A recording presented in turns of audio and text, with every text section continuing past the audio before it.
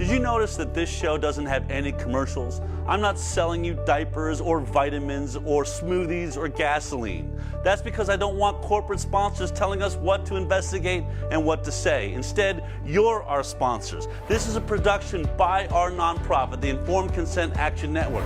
If you want more investigations, more hard-hitting news, if you want the truth, go to ICanDecide.org and donate now.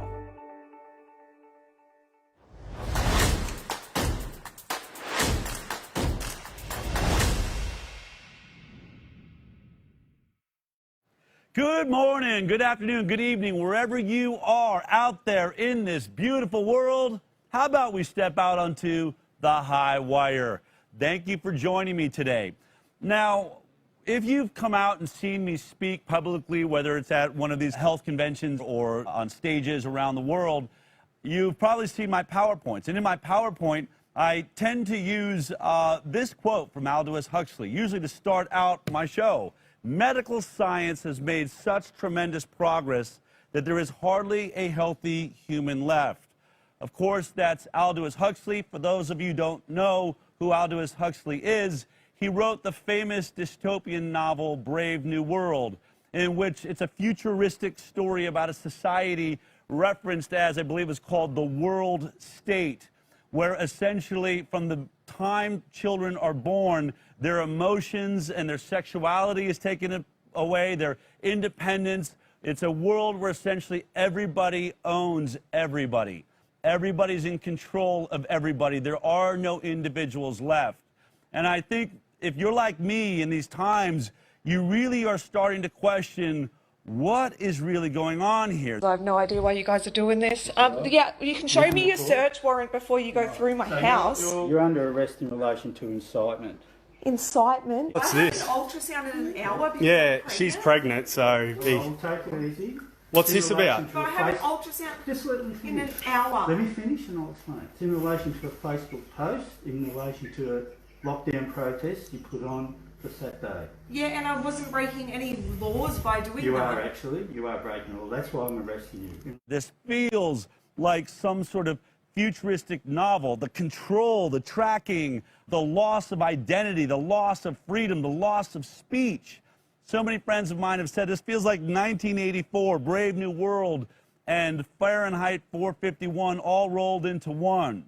Well, as I got to thinking about this, I referenced an old interview, one that I watch, every once in a while when I just want to sort of say, is there time travel? Is there some way these guys saw into the future? Did they see into the future? Were they prophetic? Or are we just living into the future they described?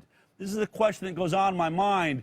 But if you have never seen the interview that Aldous Huxley did back in 1959, I would recommend that you check it out. Here is just a piece. When you think about what do they know? Did they look into the future or did we live into it? One thing is for sure. It definitely seems that Aldous Huxley had a grasp on the moment we're in right now. Take a look at this. If you want to preserve your power indefinitely, you have to get the consent of the ruled. And this they will do partly by drugs, as I foresaw in Brave New World, partly by these new techniques of propaganda. They will do it by bypassing the sort of rational side of man and appealing to his subconscious and his deeper emotions and his physiology even, and so making him actually love his slavery. I mean, I think this is the danger, that actually people may be in some ways happy under the new regime, but they will be happy in a situation where they oughtn't to be happy. Can you imagine, do you know somebody that loves their slavery right now, that loves wearing a mask where you can't see them smile, that loves being stuck in their basement playing their video games or watching Nintendo, loves not going to work?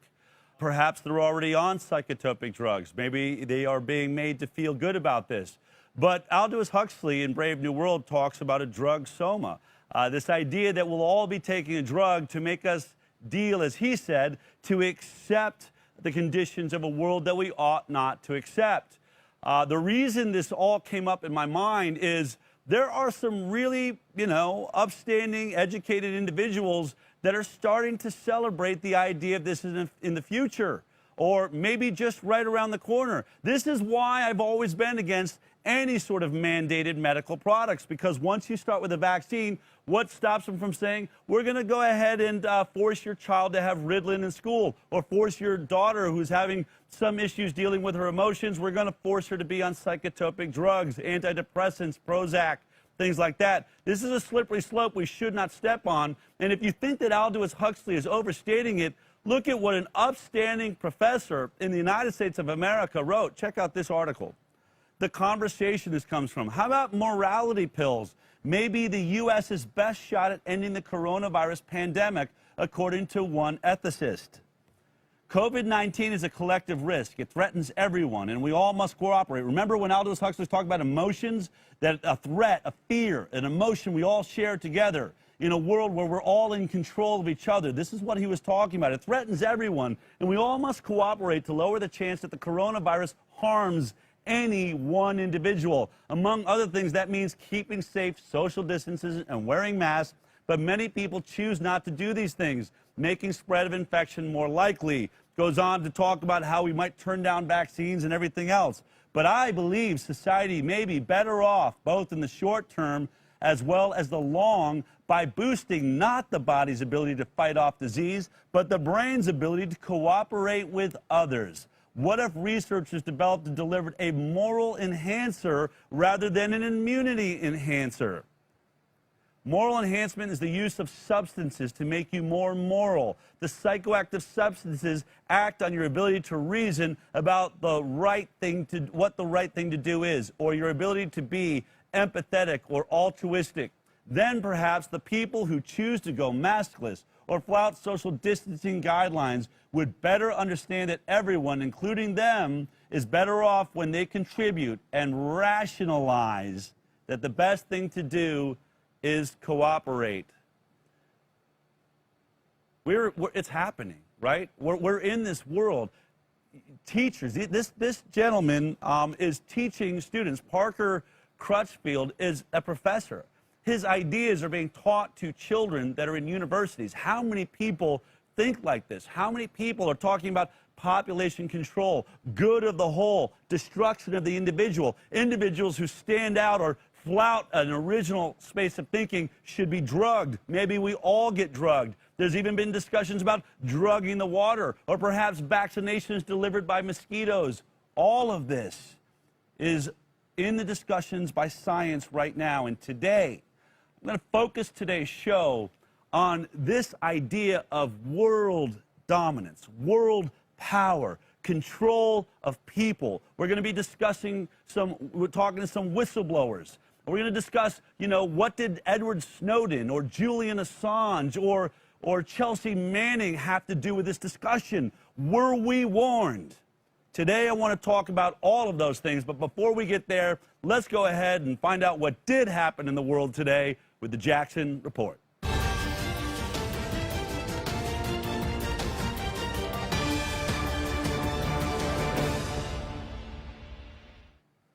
Jeffrey Jackson. Okay, what's going on in this crazy world? Great intro, Del. Very important stuff. Now, let's just go right into health professionals, health officials. There's a mass exodus of health officials vacating their positions. And it went from a slow drip to kind of a really strong current at this point. This is U.S. health officials resign. This is Fox 5 Atlanta. They're quitting or getting fired amid the COVID-19 pandemic. Now, in the article, it's really fascinating. It says a review by the Kaiser Health News Service and the Associated Press finds at least 49 state and local public health leaders have resigned, retired, or been fired since April across 23 states. The list has grown by more than 20 people since the AP and Kaiser Health News started keeping track in June. Fascinating news. This is a big, big deal. I mean, this is like the Titanic's going down and you're seeing people jump off as people are saying everything's fine. We've covered the counting scandals, however you want to label those, the counting mishaps, the blunders, so many times on this show. And you know, these people leaving for whatever reason they're leaving. It doesn't just stop at the state and local level. It goes to the federal level too. We have Health and Human Services. The CIO has stepped down. This is the Chief Information Officer. He was the agency's third CIO in 2 years and spent just 16 months at HHS. His departure was preceded by former Chief Product Officer Todd Simpson, who left in July. So the CIO, it was described as an abrupt leaving. He claimed he was leaving to help his kids with Zoom, spend more time with his kids and help them with Zoom because his 5 and 8-year-old, were having problems with school and he needed to help them with that. Well, yeah, and it really makes me think, you know, when you look at this, and obviously this is conjecture. We don't know why. We don't know these people.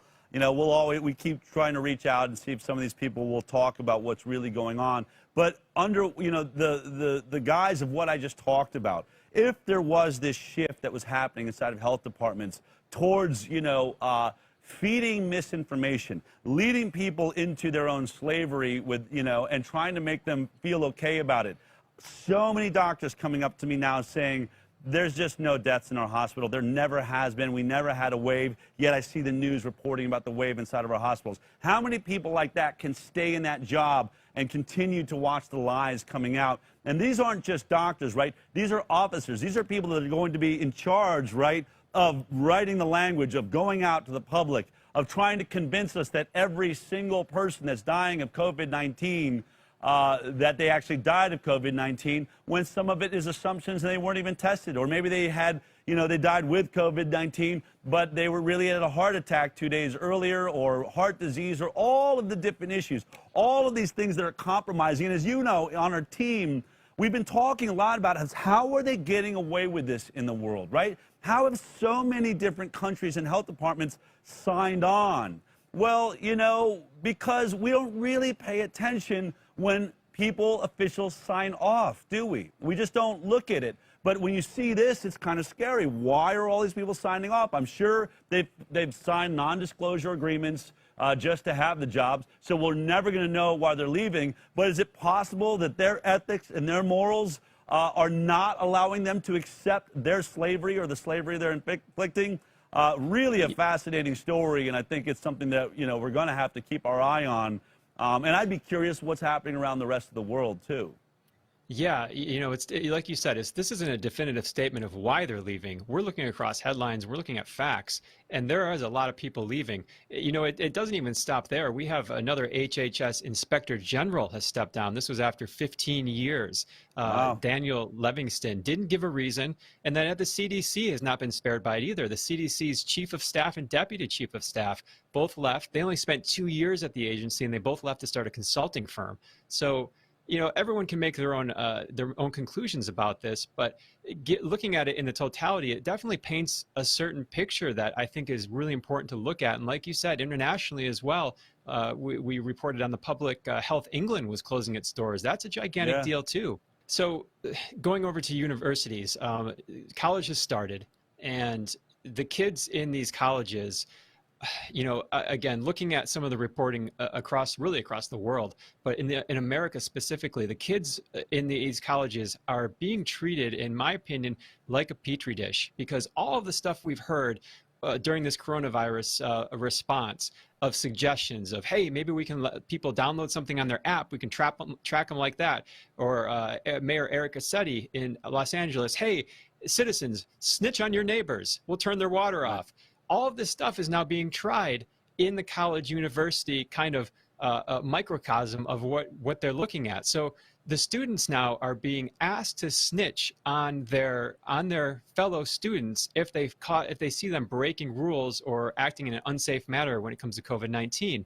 So this has gotten such mainstream press that there was an opinion article written in the New York Times by 2 professors at Cornell. And they say, don't make kids the coronavirus police. And they say inside the reasoning, people report on one another truthfully or falsely for a number of personal reasons, including competition, revenge, leverage, and everyday aggravations. There's every reason to assume that these motivations will bubble up in the college context too. Now, I went to a couple of these, call them snitch portals. We have Texas A&M.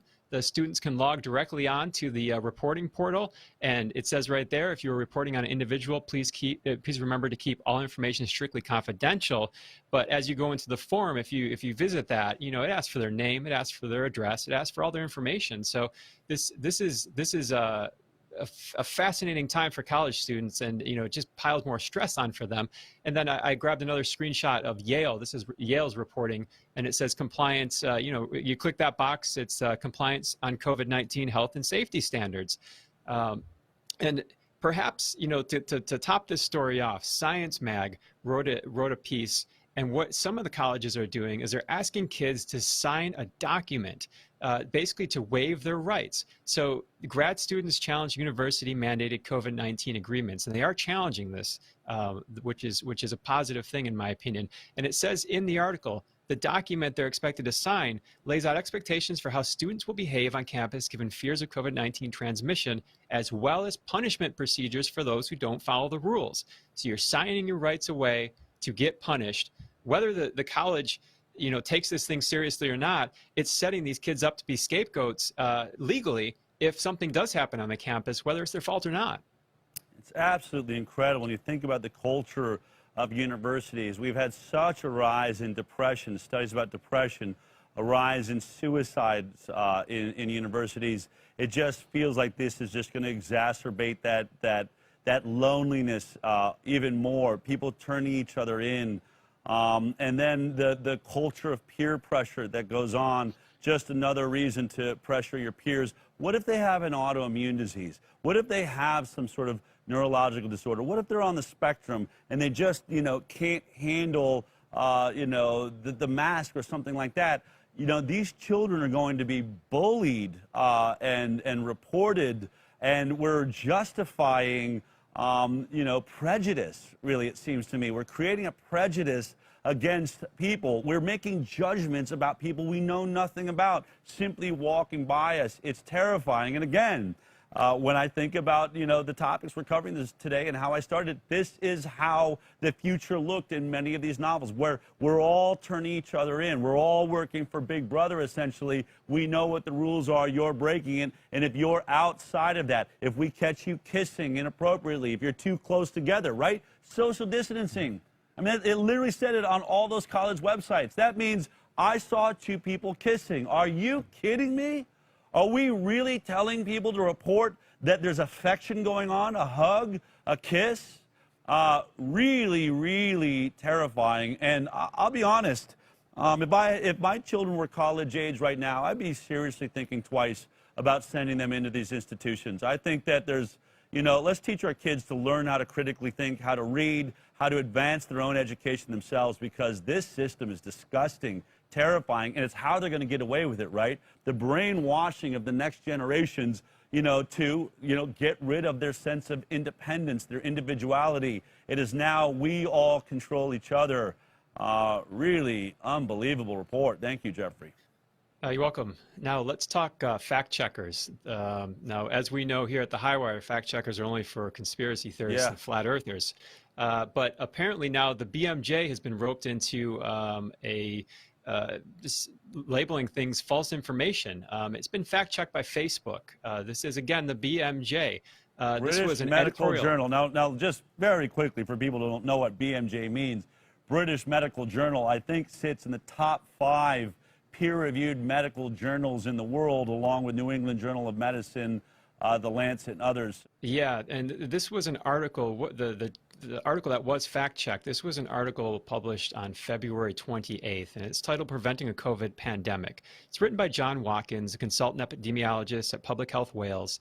Just to give people the context here, this was about 2 weeks before Neil Ferguson of Oxford University gave his computer code that said millions will die of this thing if we don't lock down the society. Right. So point saying that is there was a gigantic conversation going on of how to figure out what we're dealing with here, what worked before, what didn't. And this editorial was published, and a comment was made there by a pediatrician, and the pediatrician's comment said essentially, it was saying if we are talking about this thing, we have to look at perhaps the flu shot. Since we're looking at data points, he says John Watkins overlooks the possibility that seasonal flu shots are potential contributors to the current outbreak. A randomized placebo-controlled trial in children showed that flu shots increase 5-fold the risk of acute respiratory infections caused by a group of non-influenza viruses, including coronaviruses.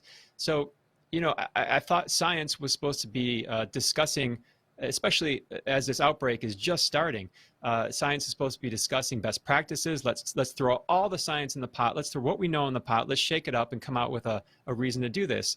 And now that's a fact-checked issue. That's something that is misinformation.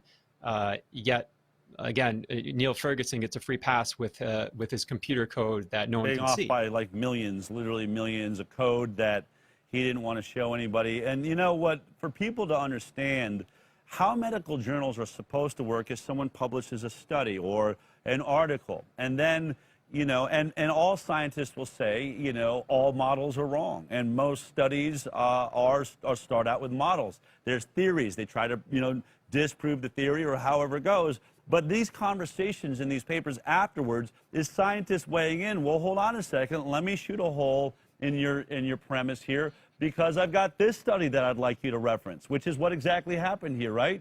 This scientist said, well, what about this flu study? Had a real placebo control group, really powerful study that showed a rise in these other upper respiratory infections. And then you now have Facebook.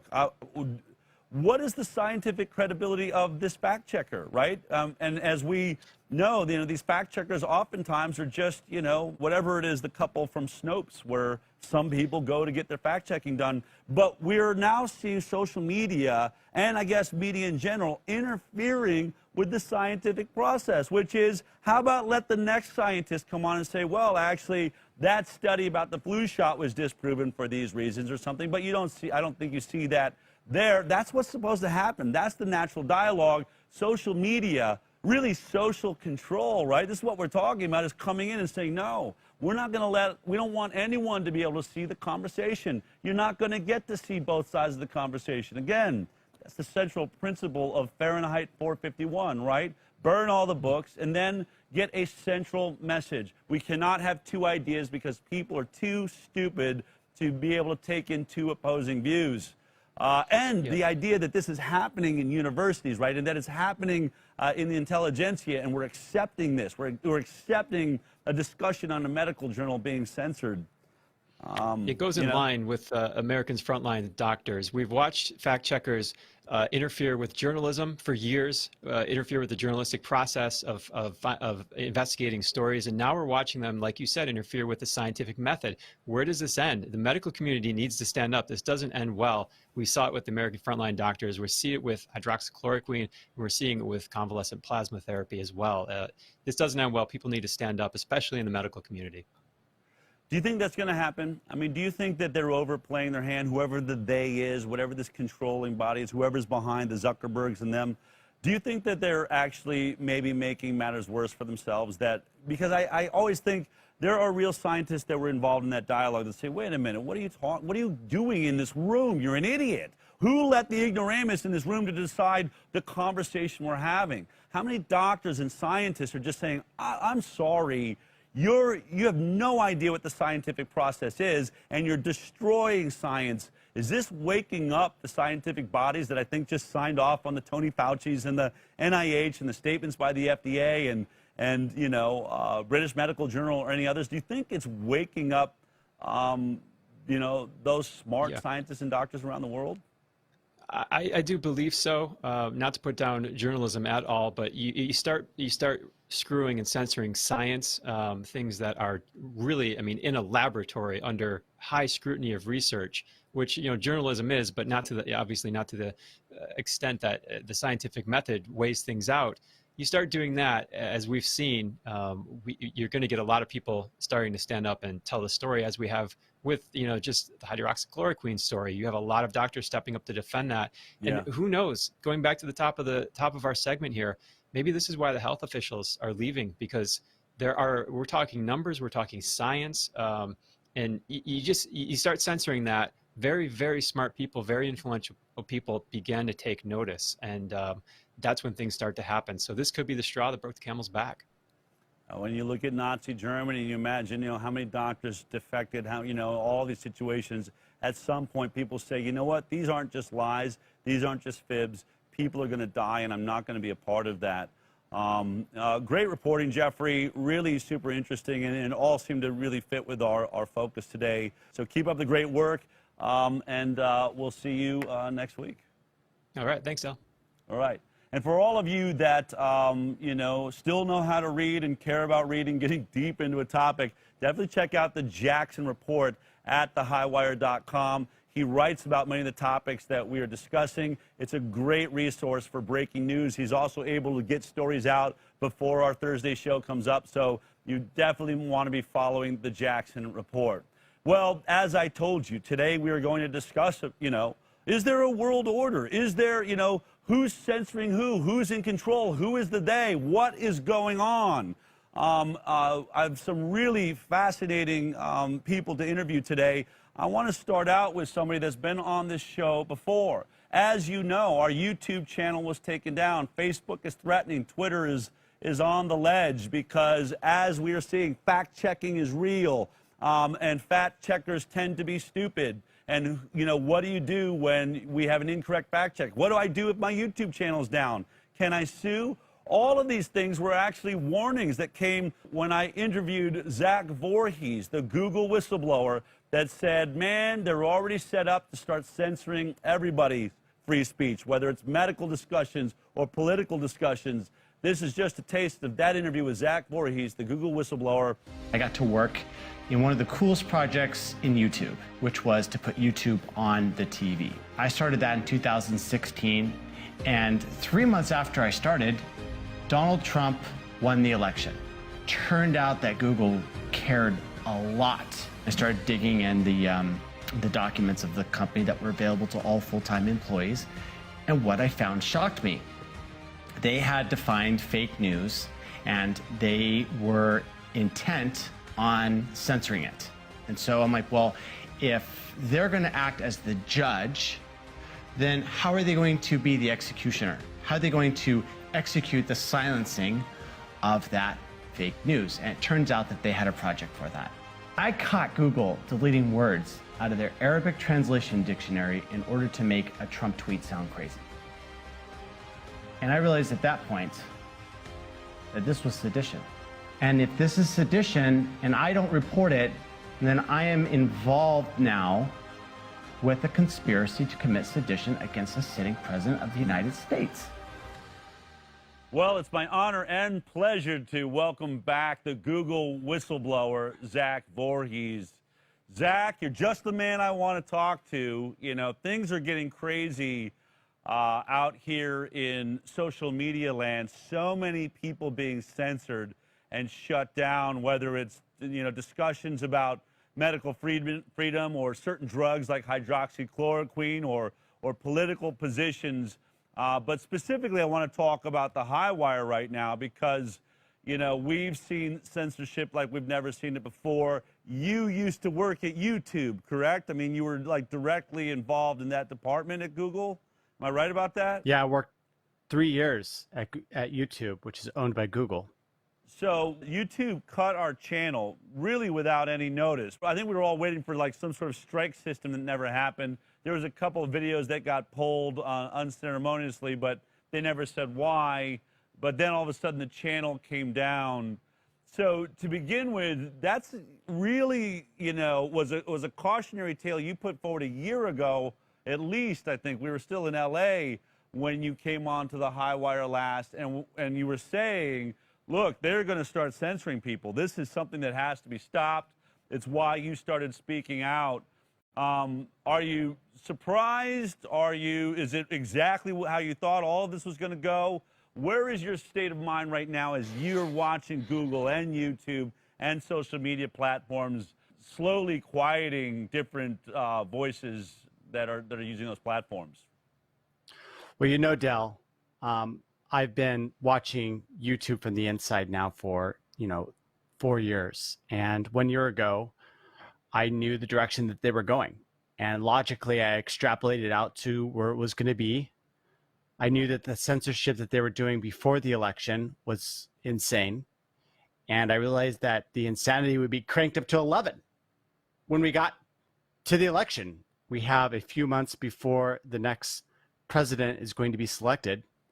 And what we see right now is the cranking up of the election interference, the cranking up of censorship to silence people that are critical of the establishment and the pharma cartels. And right now, you know, logically thinking, I believe that we are still in the calm before the storm. I believe that the censorship that's going to happen in the months of September and October and the beginning of November are going to be unlike anything we've ever seen before. So when you say that, I was just reading an article somebody forwarded to me about Belarus right now is having a massive uprising. A president's been reelected, I understand, for the 26th year. No one believes that that's possible, marching in the streets. And we're now hearing all of their social media has been shut down. The internet has been shut down. They are not able to communicate. People can't communicate with their families. This was just happening a couple weeks ago. So what is that? Do we have that potential? I mean, when we live in the United States of America, we assume there's certain things that are going to be protected. I remember, you know, when Egypt had its uprising, what was celebrated is how Twitter was used amongst all the youth that kept marching the streets and finding out where the next march was going to be. They essentially overthrew a government, which we were celebrating here in the United States of America, right? Egypt fighting for its democracy. Twitter was a part of that whole story. Yet, you know, now you wonder, well, is it just if Twitter is on the same side, do we risk watching all of our social media suddenly just black out on us? Will it go that far? Yeah, and I think a really great model of understanding what's going to happen is when big tech is opposed to the government. I think like Bolivia and a lot of the Central and South American states are a good example. Like Bolivia had a total blackout right as the election took place. And then when the lights came back on, the deep state candidate was ahead. And that caused a lot of mayhem. And I think that that's essentially what they're going to try to do here in the United States. They're going to try to shut down everything in the last week, and then even more so in the last day. And I believe that there's going to be a surprise when the lights come back on. I believe that they're going to say, oh, well, look how much, you know, the Democratic candidate is like ahead in these certain battleground states. It's going to be very interesting going into the final stretch of this election campaign. And even if we have a presumed winner, with the whole mail-in ballot fiasco, there may be a push by the deep state to try to cast doubt into the election. I know that there was a election simulation that was held, and John Podesta played the part of Joe Biden.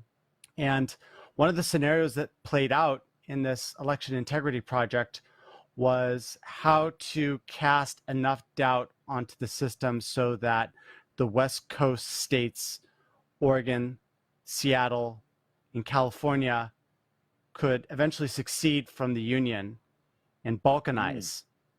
And I think it's called the Election Integrity Project, and it just wrapped up. And it's interesting that they were doing a dry run of a succession scenario, and so that kind of shows you how infiltrated the left is with foreign actors, that they either win or they're going to break up the United States. And this is the level of meddling that we should expect to see. So tell me about the politics. You were inside there, and I'm not choosing sides. You know, our show, we try to sort of, I'm politically marooned for the most part, very disenfranchised from the progressive liberal life that I was, you know, once a part of. But, you know, we hear Silicon Valley is very liberal. We hear that, you know, these computer companies, which I find sort of shocking. We're talking about, you know, when we talk about Zuckerberg, usually when someone's a billionaire, they tend to lean, you know, have conservative leanings. for tax issues and things like that. But can you give me a sense of the landscape? What is it about computer programming and technologies that seems to lean towards, a leftist perspective? Is it throughout, or is it just the power brokers? I mean, does a regular technician, or when you were in your job sitting, I'm imagining, with a bunch of other cubicles, does everybody tend to sort of be coming from a liberal perspective, and why would that be? Well, I think that the term liberal has been abused a lot. I consider myself a classical liberal. I like individual freedom. And Google and these big tech companies really qualified themselves as liberals. It's all about you. And I mean, the company YouTube, it's in its namesake. It's about you and expressing yourself and, the freedom of expression. And when Google launched its initial public offering, one of its mission statements was to organize the world's information and make it universally accessible and useful. Now that Donald Trump was elected president, they've decided to abandon all of that. And they've turned into a leftist authoritarian / progressive. I believe progressive means communist. So they're progressing towards some sort of socialism or communism state. And really, they've abandoned the whole thing about, liberalism. And there's a lot of tech employees that consider themselves liberal and, enjoyed what the internet was circa 2015 and before. And what's been happening is that those people have been pushed out of the companies, either by attrition, they find better opportunities other places because, when you're in that elite circle, you have a lot of opportunity. Why wake up and go to a job that you hate for 8 hours a day? It's just not a good way to exist as an engineer. Mm-hmm. So a lot of those people have self-selected and removed themselves from these companies to go work at other startups and other smaller businesses where they have more freedom and things aren't as crazy. What that tends to do is that tends to leave behind the people that really don't see a problem with all the leftist authoritarianism that's going on right now. And as a result, you've got this group mentality where if the consensus of everyone that's sticking around is, hey, this is okay, then the people that don't believe that are going to stick out more than ever. And this is how I found myself in the company, is that all the people that were liberals were moving away and, they were being replaced by actually a lot of Chinese nationals. And I think it was like 30% of my team was Chinese when I started at Google. And then when I left, it was like, it flipped. It was like 70% Chinese. And they've got a different value structure. And so it's not just that they're finding Americans that are progressive. It's actually that they're getting these H-1B visa people that have no connection to our culture, no connection to the Constitution, which makes this country great. And they're willing to bulldoze over all of the freedoms that we hold dear, because if they don't, they're going to be deported back to their country. And that's just the truth of it. Now, there's several things that I felt like were happening, but you sound like a conspiracy theorist when you say it. Some of the things we found was this idea of shadow banning, okay? I don't know exactly what that means, but we certainly, when our video would play on YouTube or Facebook, there's times where people keep saying, I just can't share it. Yet somebody else is saying, oh, I'm sharing it fine, as though certain people are isolated, almost like they comb through and just stop, parts of it. Does that happen? Is that just in our imagination when people feel like they're being blocked and others aren't, and so we're comparing ourselves to each other? Is there some function inside of these companies where they can throttle just certain percentages of your followers or things like that? Or are we just in Crazyville thinking that that's going on? So, Del, the answer is yes. And what I'm going to tell you right now is going to take you from being a conspiracy theorist and make you a conspiracy realist. In fact, shadow banning has been leaked to the public, especially with Twitter. There was a hack that happened a few weeks ago where a bunch of high high influence, high follower count individuals had their credentials hacked. And these hackers were able to get inside of Twitter and not only take over these accounts, but also leak images to the press of the shadow banning that was taking place within what's called an admin panel. So it's an administrative panel that insiders at Twitter were able to access. And one of these was a trends blackout classification. So they could attach a tag that says, oh, this individual, don't allow them to hit the trending section. And we've known about this for a while, that there was some sort of suppression going on. There were, the trends section of Twitter is pretty simple. You add up the number of hashtags that you have for a particular tweet, and then you rank all those hashtags and you figure out which ones are the top in the last hour, and those make it to the top of the trends. And so certain things were allowed to trend, and certain things involved in the exposure of this deep state that's been going on. A lot of it with Jeffrey Epstein, a lot of it with his island, a lot of it was with Clinton and their involvement and all that. That stuff wasn't allowed to trend.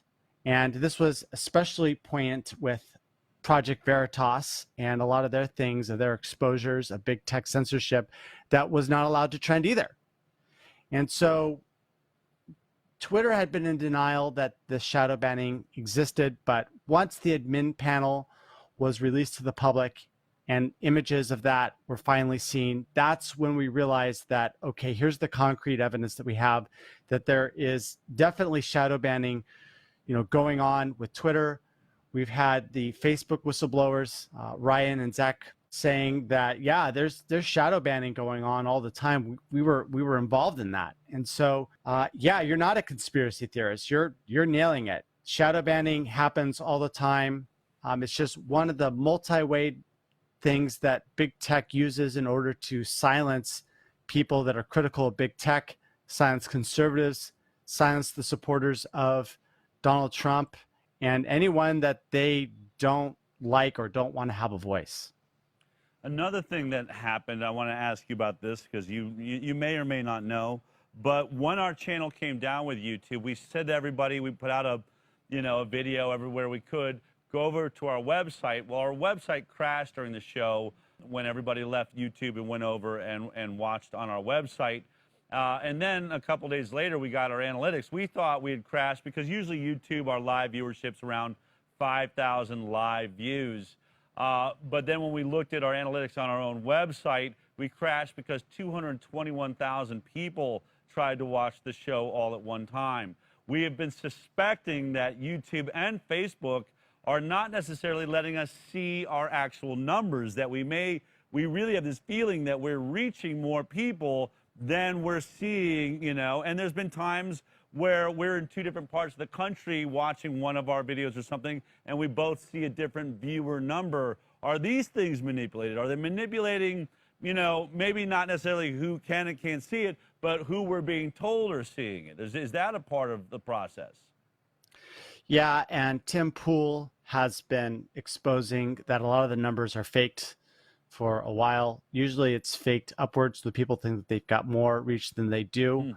It's certainly possible that they're switching it the other way so that you can see less people than you actually do. I've actually been inside of YouTube and seen a very popular video take off, and then right before my eyes, 90% of the likes were removed from a video. Let's say that a normal, because what happens for a normal video is you get around like 1 to 3% of the people will click like. That's a good ratio. Yeah. If it's 3%, that's like, doing really well. This one video had a 10% like ratio. And in the span, and I just kept on seeing it go up and go up and go up. And then finally it went up to like something like 10,000. And then the next morning it was down to like 1,000. And it was just like, wow, like they removed all the likes. And the reason why was because this video had a counter narrative that was very powerful. And so, this is one of the ways that YouTube goes in there and will reduce the apparent virality, because those metrics, when people interact with your video, that tells the algorithm to propagate the video outwards and show it to more people. So if they remove the likes from the video, that means that your video is essentially shadow banned. And so, yes, this happens on many of the platforms that are out there. Also, there's a known attack called a distributed denial of service, where a bunch of zombie computers will go and hit one computer with as much traffic as they can to try to overload it and knock it offline. And so what you may have seen is that you may have seen legitimate traffic, or you may have seen legitimate traffic mixed in with the denial of service so that your message would, be taken off the internet, at least temporarily. Interesting. All right, let me ask you this then, because these are all questions that people are mailing in. They're asking, but we have serious questions about if you have a site like the Highwire that's really, we were exploding on YouTube this year. I think we started the year, we had been focused on Facebook and everyone else. YouTube this year, I think we started around 20 or 30,000 followers. I don't know where we are when we got kicked off, nearing 200,000 followers and going up. But if you're a company that, let's say, YouTube doesn't like, do they allocate is there somebody actually watching my show and saying, oh, he said hydroxychloroquine, oh, he said don't wear a mask, take the show down? Or are they really, is it all just trusting a computer algorithm that's watching us? I mean, is there enough manpower at YouTube, for instance, to watch certain channels, or is it all just done with computers? So when I was at YouTube, I saw an internal review system that was mostly powered by AI. What it does is it looks at the content of your stream and then generates a closed caption, right? So it translates what you say into a text file. Yeah. That text file is then mined for keywords. And so if you were to say, HCQ or, pandemic or scamdemic, those sorts of words are going to trigger an AI system to notify a human reviewer that's going to then come on and review your video to see whether it needs to be flagged and demonetized or removed completely. When YouTube demonetizes a video, the justification that they use for taking that video down is that it's brand unsafe. And so this is a lot of the times what you're seeing is, when you see a video demonetized, is that it's being automatically demonetized by the algorithms because you said some trigger word which the AI has identified as problematic. So then let me ask you, this is really, this is super informative. I appreciate you getting into the details.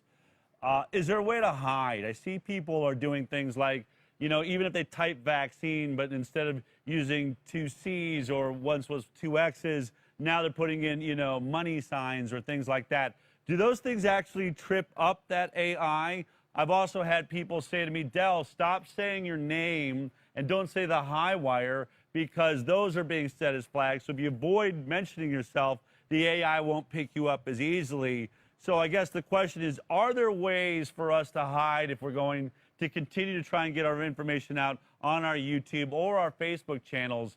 Can you outsmart the AI? Absolutely. You can outsmart the AI, and your intuition is correct.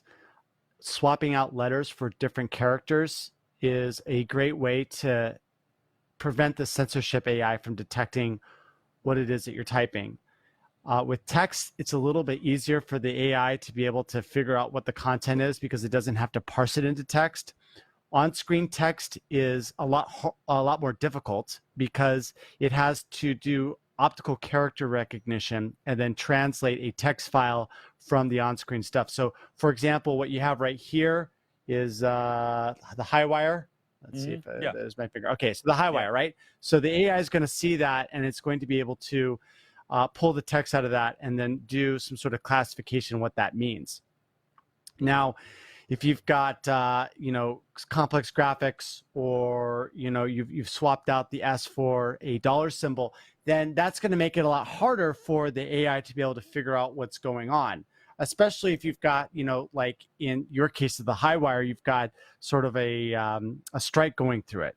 These are all things that make it so that the AI has much more difficulty in detecting what it is that you're saying, which is the reason why a lot of the content producers that are talking about this thing are now using code words in order to escape the censors. My friend Kent Heckenlively made a video which he was talking in code about how masks were raising the CO2 levels for the individuals that were wearing them. And his whole video was about how to, how he was being able to get past the censors by talking in code. And his video went to, I think it was like close to 1 million, if not 1 million. Before that, they took it down, and then he gave a letter out by his lawyer for cease and desist, and Google was able to restore his video and bring it back up. And so, these are all tricks that people are doing right now. I think it's got sort of a time-limited value.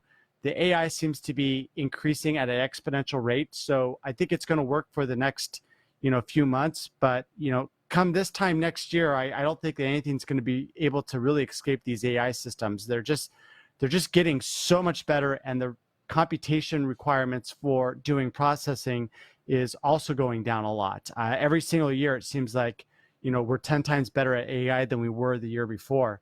And I expect that trend to just keep on continuing accelerating and not really slowing down for the foreseeable future. So we're coming into an election. I think it may be one of the most contentious elections in American history. Never before has, I think, this nation been as divided as it feels right now. When you feel like one side maybe does have all the tech in their pocket, what are things that people can do to prepare for a future blackout or for a shutdown by social media? I know many of us are praying that someone, that doesn't believe in censorship will create a competitive platform.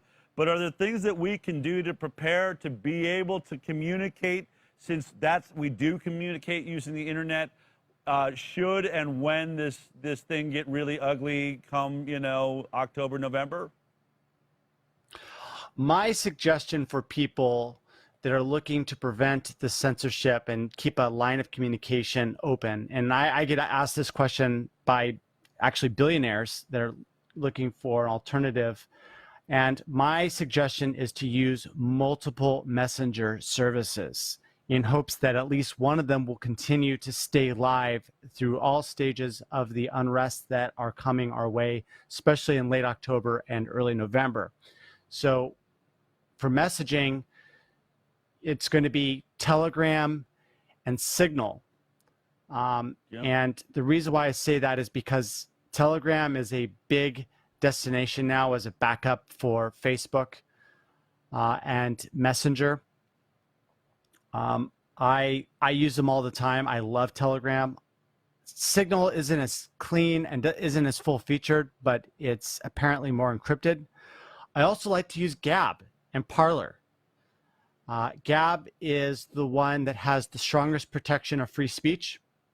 Parler is not as much as Gab in terms of its protections, but they seem to be way better than, say, Twitter. I expect Twitter and Facebook and the messenger services tied to Google to just essentially be non-functional for a week before the election. That's my prediction. So if people out there are looking to maintain these communication lines, SMS, Telegram, and Signal, and also email. And the email client that I recommend is using Proton Mail that features end-to-end encryption when you're talking with another Proton Mail account. And I think that those, like one of those is at least going to be able to survive the coming blackout. That's great information. So Zach, I know you are on the front lines of this. You stepped up, you spoke out. Much like the work that I do, we have a big legal team that goes after information, tries to make changes where we see real problems with either vaccine safety or drug safety or chemical exposures. This is the work we're doing. And if you want to support our lawsuits and our ongoing work that our nonprofits involved in, you can support that. You can help us do all of this work by simply going to ICanDecide.org. No one else funds us but you. We're asking for $20 for 2020. Just donate to ICANN. Make it a recurring donation. If you can't, afford the $20 a month, which is really about 4 lattes, cut back on the lattes and go ahead and send us $20 a month. But even if it's $1 a month, it helps us do the work we're doing. Want to get that all out there. All right. But you are launching a lawsuit against YouTube, I understand. You want to tell us just very quickly what you have going on and how maybe those of us watching can help? Yeah. So I am launching a class action lawsuit against YouTube. We want to expand it to the rest of big tech, but we found a grievance class that we believe will be the seed and the way to open up a crack in the fortress that Google has built against what's called electronic discovery. And so our campaign is called Stop Bit Burning. And the reason why we call it Stop Bit Burning is because the fascists of 100 years ago were burning books. And the fascists still exist, but today they're not burning books, they're burning bits. Every single time a YouTube video is demonetized, every single time a website is delisted from the internet, every single time a profile is shadow banned. These are all examples of bits being burned. And so we're going to stop this bit burning with our campaign, stopbitburning.com. And essentially what we're doing is we're collectivizing all of the YouTube influencers that are being demonetized and being shadow banned and being outright banned. We've got some really big names. We've got Mike Adams of Natural News. We've got you, Del Bigtree, that's supporting us. We've got Sean of SGT Report. We've got many, many more high-profile influencers that are signing up and supporting us and getting their testimony on record. And what we're going to be doing is we're going to be launching a crowdfunding campaign in order to publicly fund this lawsuit. We've got a very high-profile lawyer that is interested in taking the case. She is out there and she is very visible in the public sphere, and she's close to the president. And we believe that this is a winning strategy, and we believe that, and really what we want to do is we want to be the first to be second. Like right now, there's a lot of confusion about whether Section 230 applies for big tech. That's the liability shield. And President Trump in June said that this shield was still active. But right now, we're looking at the FCC to clarify about whether big tech still has these liability protections, because their end of the bargain was that they weren't going to do viewpoint-based censorship, and they violated that blatantly. And we thought that Section 230 might not apply already, but it's looking like it kind of is. But the FCC is reviewing that. Also, there's a lawsuit by Steve Wozniak, who is suing YouTube because they were using his likeness in order to perpetrate a Bitcoin scam. And they were doing this for like 2 or 3 months. And he technically can't sue Google and win because of this liability shield, but he's going along with it anyways. And so either one of these two things are going to happen, either the FCC clarifying or Steve Wozniak being able to strip the Section 230 away, is going to provide us the opportunity for this class action suit to come into full effect. And so once that happens, once that is clear, we're going to launch this thing and we're going to go big. Right now, it's proving very popular with the public. And even more so, it's proving popular with a small group of high net worth individuals that really want to see this brought to trial and to see Google sort of be, sued, with this class action lawsuit, because something needs to be done, Del. Google's out of control. Twitter's out of control. Facebook's out of control.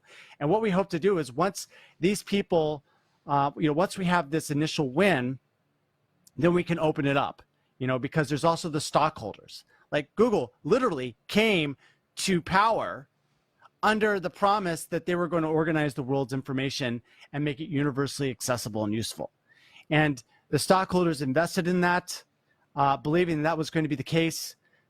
Google got big using that. They told the media that. They told everyone that. But essentially, they betrayed all of those people.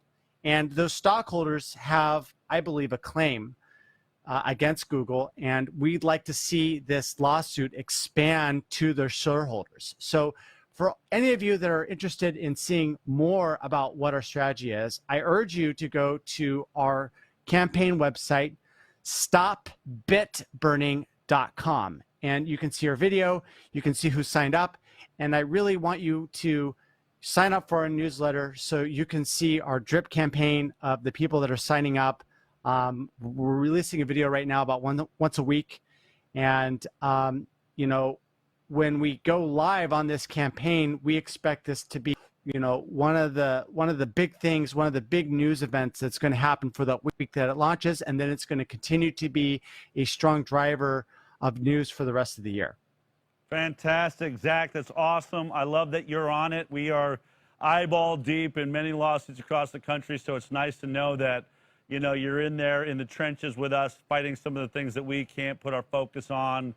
We're here to support you, so I look forward to more updates as you move into that. These are crazy times. Though these are private companies, these are now highways that we are all driving on. In fact, there's very little other place to drive, and I think that starts changing this story of whether this is public or private. So hopefully you're second in line, as you put it, to try and really make a difference. And I appreciate all of your advice. And for people that want to get involved, definitely check out stopbitburning.com. Zach, thank you for your time. Thank you for being a warrior, and I look forward to talking to you soon. Thank you so much, Del. Take care, and we'll see you next time. All right, take care. Well, before there was Zach Vorhies, the Google whistleblower who we're just speaking to, there was Julian Assange, Edward Snowden, Chelsea Manning. You remember them? If you don't, take a look at this. Julian Assange, champion of transparency or criminal? People calling Manning a whistleblower, others a traitor. Arguably America's most wanted fugitive, NSA whistleblower Edward Snowden. No one wants to be a whistleblower. This is something that's hard to do. The public remains divided over Assange. But in the eyes of the Pentagon, he's an enemy of the state and therefore a wanted man. There are a lot of people that want him in prison, a lot of very powerful people. WikiLeaks has provoked the U.S. government for more than a decade, leaking troves of classified documents and videos online. Julian Assange showed real bravery in being willing to publish, frankly and fearlessly, that video. The 47-year-old had been wanted by British police since 2012, when he skipped bail and sought asylum at the embassy to escape extradition to Sweden. Bradley Manning said he had wanted to shine a light on government misconduct. Prosecutors say he recklessly betrayed his uniform, leaking sensitive material in order to gain notoriety. It was the largest leak of military secrets in American history. Some 700,000 documents, U.S. diplomatic cables, and classified battlefield reports from the wars in Iraq and Afghanistan passed on to WikiLeaks. A military judge has now sentenced Army Private Bradley Manning to 35 years in prison. Manning was convicted on 20 of 22 charges, including espionage, computer fraud, and the wanton publication of intelligence on the internet. We call those types of people that are willing to risk, not be a martyr, but to risk being a martyr for all the rest of us. We call those people heroes. Bradley Manning is a hero. The high school dropout who worked his way into the most secretive computers of the U.S. intelligence community as a defense contractor, and then blew open those secrets by leaking unprecedented details of top-secret government surveillance programs. His revelations exposed systemic government surveillance of civilians here and abroad, a disclosure that both enraged and embarrassed the American intelligence community. These officials have had every opportunity to show evidence that harm came as a result, and they haven't. We're a country that was born from an act of treason against a government that had run out of control. But we should always make a distinction that right and wrong is a very different standard than legal and illegal. Snowden insists the only thing damaged by his disclosures was the reputation of the intelligence community.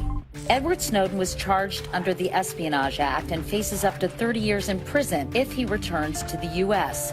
This has done unnecessary damage to U.S. intelligence capabilities and U.S. diplomacy. This is America. When something goes wrong, don't we want somebody to stand up and say something about it? All the characters in that montage are some of the most controversial political, media, whistleblower figures that the world has seen, at least during my lifetime. None of those people are coming on to speak with me today, but in fact, I'm going to be talking to the man that is the reason we know who they are. The PR mind behind Edward Snowden, Julian Assange, Chelsea Manning. I'm talking about none other than Trevor Fitzgibbon, whose Fitzgibbon Media has been behind some of the biggest stories the world has ever seen. He joins me now. Trevor, it's an honor to have you joining us today. Thank you for taking the time. Well, thank you very much for having me, Del. I really appreciate it. It's an honor to be on your show. Cool. I do want to take issue just with that wonderful introduction, which was over the top. If I can be clear, all I simply did was help facilitate Edward Snowden's disclosures to the media, and if it wasn't me, it would have been somebody else. You know, so I want to be crystal clear that somebody like Edward Snowden and certainly Julian Assange clearly can stand on their own. I feel like it was a great privilege and honor, and I feel lucky to have helped in whatever small way I helped. But, you know, Julian is and WikiLeaks is the most consequential organization, I would say, in world history. And they certainly didn't need me to make them who they are and what they are. I simply, in the United States, with WikiLeaks and Assange and Julian, they were my client, and I oversaw and implemented their media in the United States and their PR. And I did that for Chelsea Manning as well. When Chelsea Manning was Bradley Manning at Quantico, that was literally my first client when I started my firm in 2009. And then when Chelsea was moved from Quantico to Fort Leavenworth, at Leavenworth, I also handled Chelsea's PR and set up her Twitter account. I was with Chelsea at Leavenworth the night before my twin boys were born, who are 5 now. And she would call me every night from Leavenworth and dictate tweets to me that we would then tweet out. My firm would then tweet out the next day. So thank you for your introduction, but these folks all stand on their own. I provided a service and did it as best as I can to help get their message injected into the national political media and internationally too.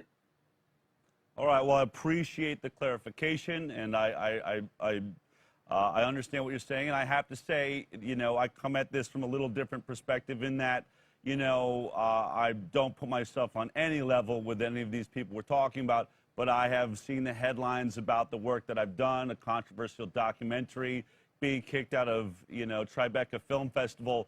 There's really, when you're in the middle of those things, and I come from television, right? I come from CBS. I was a producer on the CBS talk show. But when you are under attack, which is what I experienced back in the early 2016 with the release of the documentary Vaxxed, you can't find a PR person that either wants to touch you or knows how to deal with you. Most of the time, they're trying to put out the fire. They're trying to say, and I kept saying, no, I don't want the fire out. This is all about being on fire, but I need a PR person to be bold enough to know where to go, to know what, you know, even if it's, you know, reporters on the inside that are, you know, want to attack the story. But there is, I know there's a talent because in many ways I haven't found that PR person to help me, and so right a here, lot of it's man. been on my own, you know?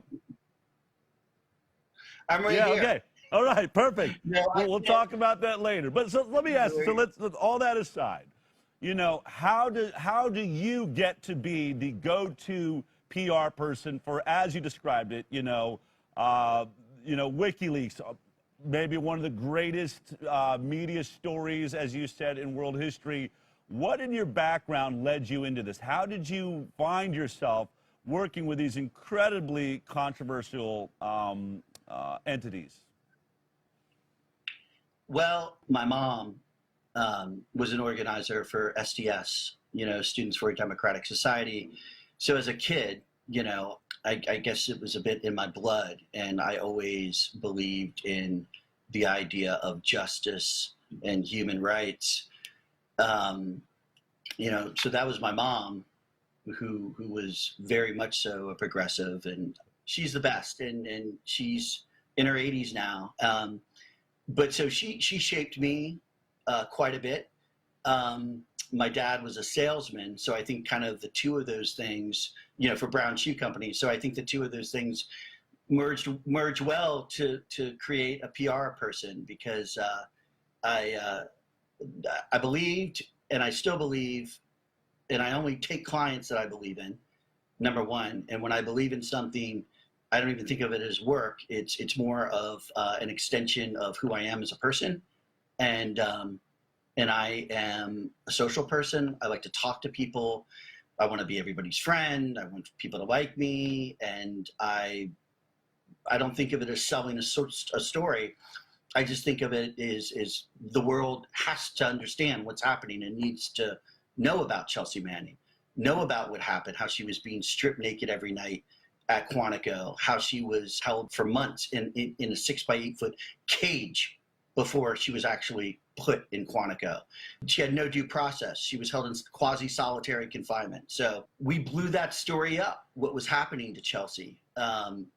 And PJ Crowley, longtime State Department spokesperson for then Secretary of State Hillary Clinton, was actually caught with an open mic saying that he believed the military's treatment of Manning was, quote, stupid and counterproductive. And that got out and led to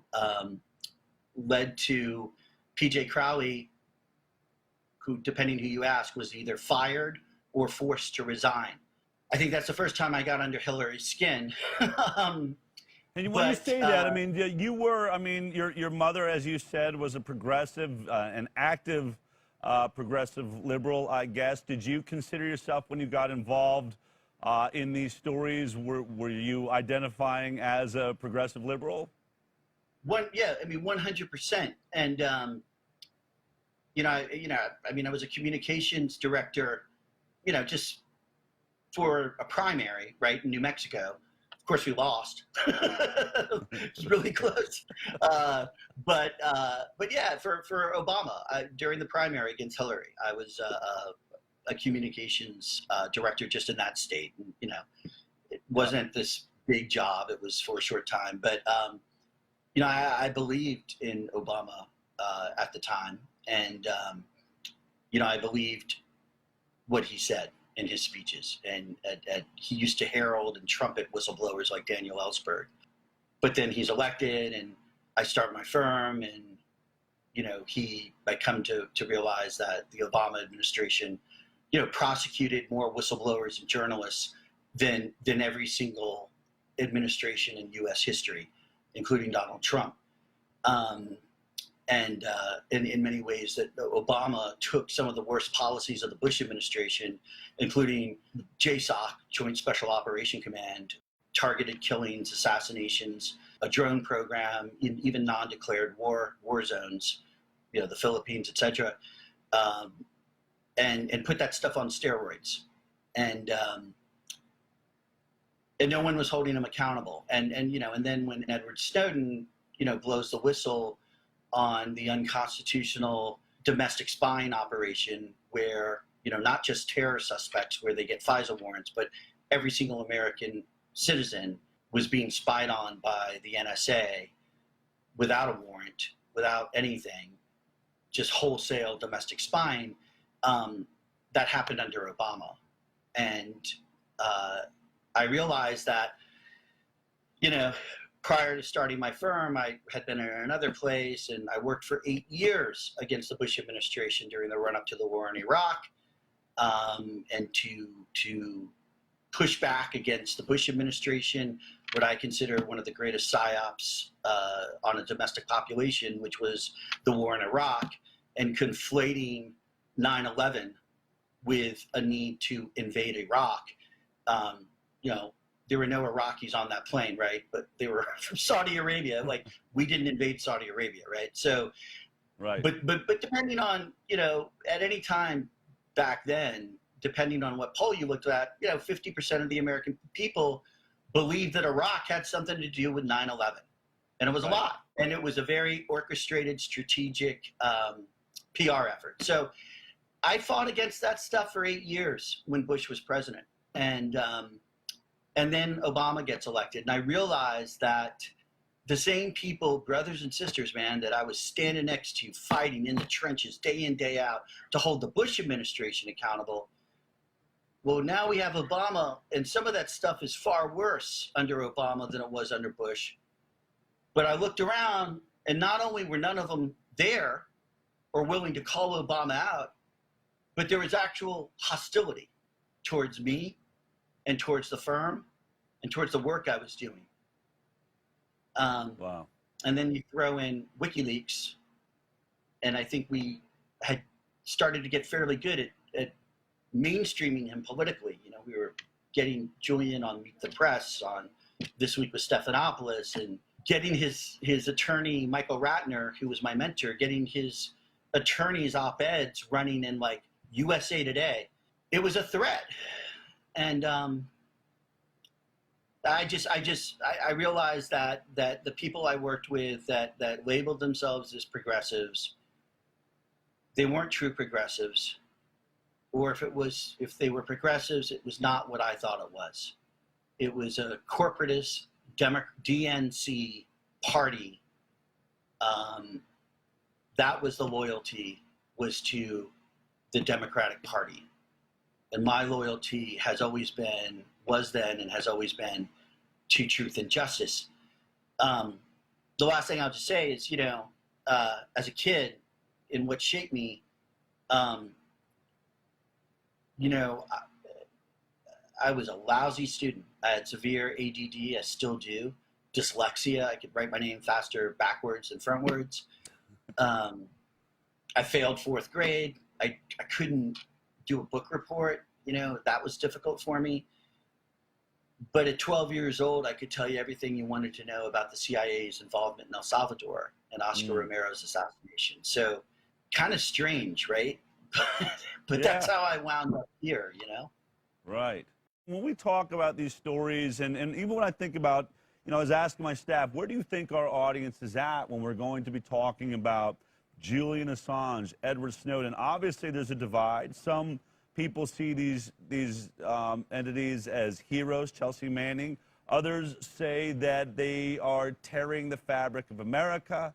These were, you know, there is a need for privacy in the CIA. We can't have, you know, all of our secrets out there, or we lose our, you know, strength as a world power. Was there any part of this or any time that you checked in and said, this really may be crossing a line for me? Was there, you know, an issue? I mean, are you wired to think, I could do damage to the United States of America by helping these stories get out there? I never thought of it that way. For me, it was always, I mean, when I look at Chelsea Manning and what she did, when I certainly look at WikiLeaks and Julian Assange and what they do, and certainly Edward Snowden, I mean, as a proud American patriot, you know, I believe these people are truth tellers. And as the case with Chelsea Manning and as the case with Edward Snowden, I think the actions they took were the most patriotic actions and risks that someone could take. You know, Edward Snowden, you know, the Espionage Act was created to prosecute people who, you know, spies, people who are selling America's secrets to enemies of the U.S., etc. That's not what Chelsea Manning did. That's not what Edward Snowden did. They took a direct action in the public interest. Chelsea Manning felt the American people have a right to know the truth about what's happening in Iraq. Edward Snowden thought the American people had a right to know what its government was doing to it domestically. And I certainly believe that as well. And Snowden, I'm totally going to fumble this, but he says it much more eloquently than I do. But when, and I was so impressed with this when he broke the news and went public, and he went public, like as himself. He didn't try to hide or anything. You listen to what he said, and you listen to his core beliefs and who he is, and somebody who tried to join the Army Rangers, somebody who signed up out of patriotism and love for the country. He simply said, as our founding father said, you cannot have a functioning democracy if the citizenry does not know what its government is doing to it. Mm. And sure enough, he's a defender of the Constitution, and sure enough, what he exposed was ruled by the federal courts as an unconstitutional program. And you had Obama out there saying that what he did, or the program and this information, was important information, but it wasn't his role to bring awareness to it. And then I'm sitting here laughing, because the only reason, if it was up to former President Obama, no one would have known about it. Right. The only reason we know about it is because of what Snowden did. When you look at the number of civilians, right, that were killed in Iraq, American taxpayers are funding this stuff. They have a right to know the truth about what we're doing. And I think that isn't anti-American. I think that is pro-America and pro-Americans. I think the public and the American people have a right to know. And as Snowden said, I agree with him. If you have a terror suspect or some people that are unsavory that you need to keep an eye out on because they could be a cell of Al-Qaeda, of ISIS, whatever, of course, do what you need to do, right? But that's why we have a FISA court, right? But the idea that every American citizen in the United States is going to be spied on without their knowledge is outrageous to me. It takes a special type of person to be a Chelsea Manning or an Edward Snowden, Julian Assange. These people know they are really stepping in front of a freight train of world powers. Did you ever think, as the PR person, that simply taking their words and getting it to the media entities that would share it or helping get the story out there, was there ever a concern that somehow you would be putting yourself in jeopardy, or, any legal issues? I mentioned a person named Michael Ratner who passed away, but he was my mentor. He was the co-founder of the Center for Constitutional Rights, which is an outstanding legal organization based out of New York. I would check in with him, and he would check with other attorneys as to whether or not I was in any legal jeopardy. And to be clear, I did the PR technically, like my contract was with the Julian Assange Legal Defense Fund, okay? But I never knew anything WikiLeaks was going to put out until it had already put it out. And my job was to amplify it and to make sure that key strategic journalists saw the information, and that's what I did. I felt protected.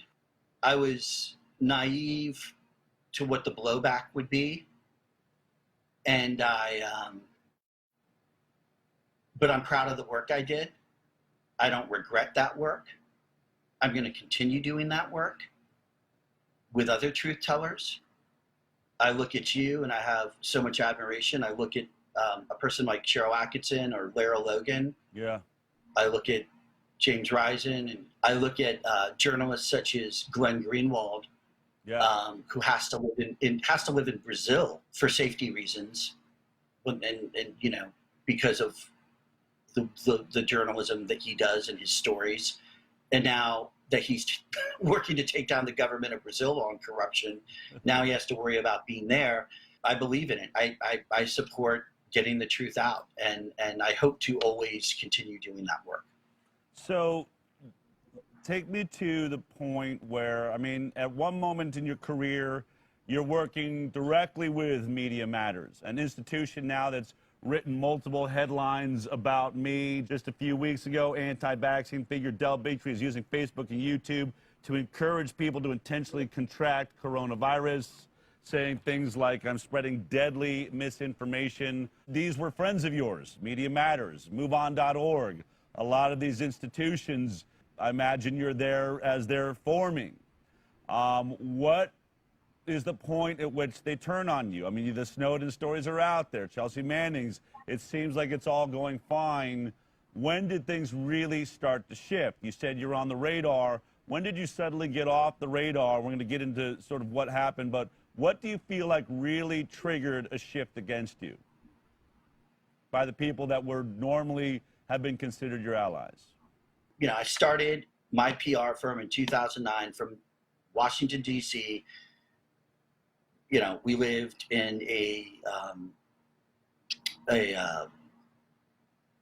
not wealthy part of DC, from a little small row house, right?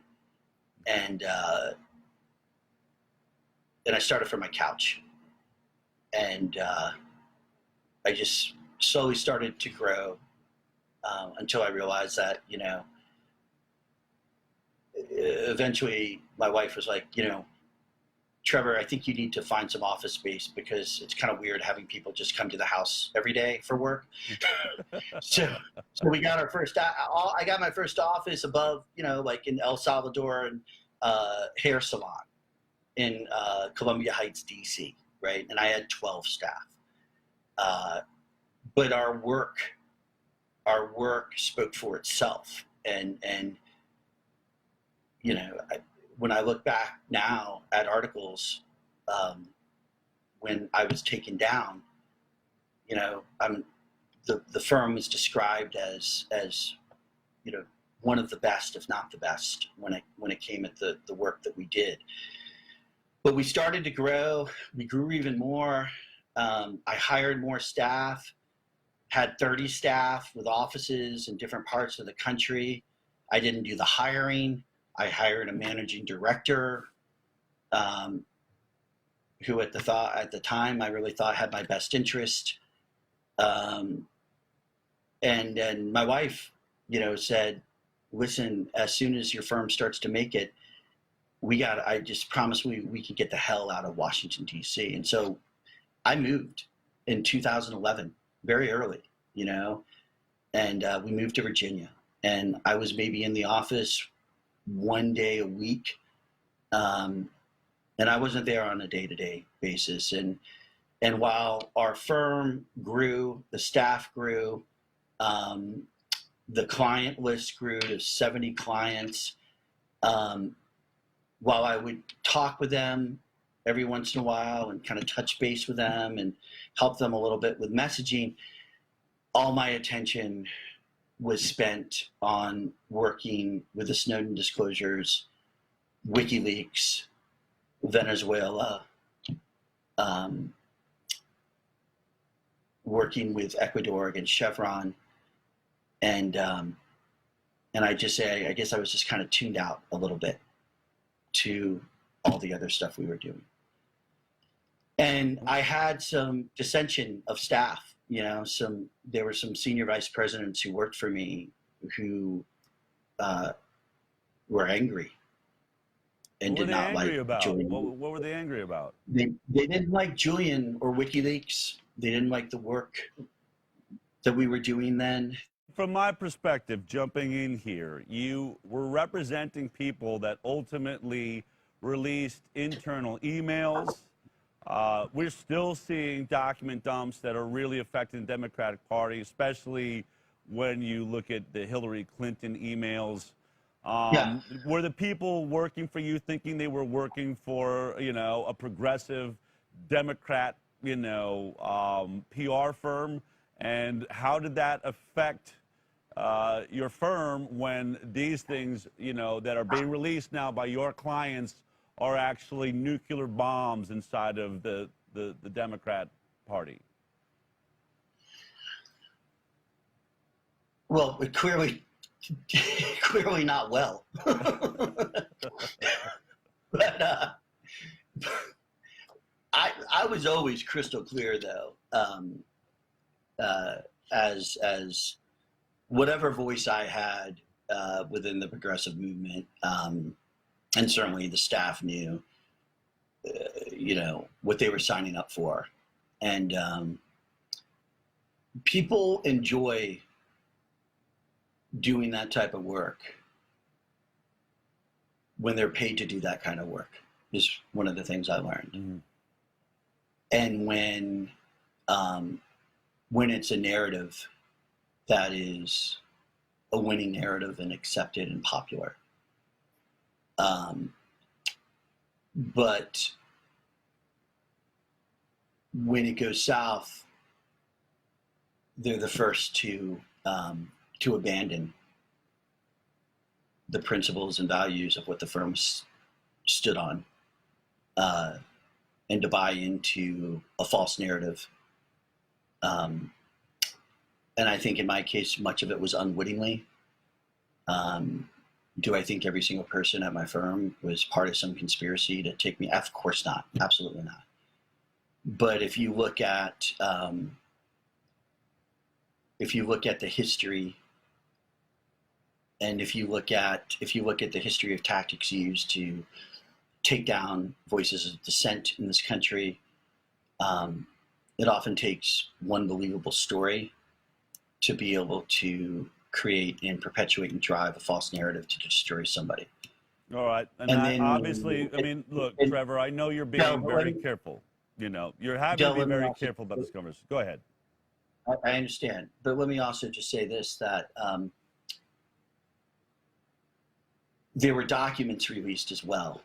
The Palantir documents and H.B. Gary documents that were leaked, that actually mentions all of my clients were targets by a private security firm that was hired by the CIA and the FBI and the NSA to target and take down specific individuals who were all my clients and organizations. And that's public. And Cheryl Atkinson actually showed them on camera. And the allegations that were made against me, the identical allegations, were made against my clients.